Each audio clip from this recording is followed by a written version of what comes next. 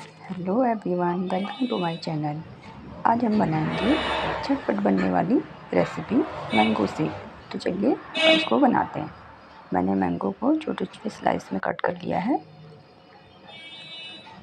अब मैं इनको एक मिक्सी के जार में इनके पीसेस को कट करके डालूंगी। इसके लिए आपको ज़रूरत होगी मैंगो की, dry fruits and ice and sugar. तो चलिए इसको पहले मिक्सी में इसके पीसेस को कट कर लेती हूँ और बनाते हैं टेस्टी सा मैंगो शेक। अगर पसंद आए तो लाइक, शेयर और सब्सक्राइब करिए।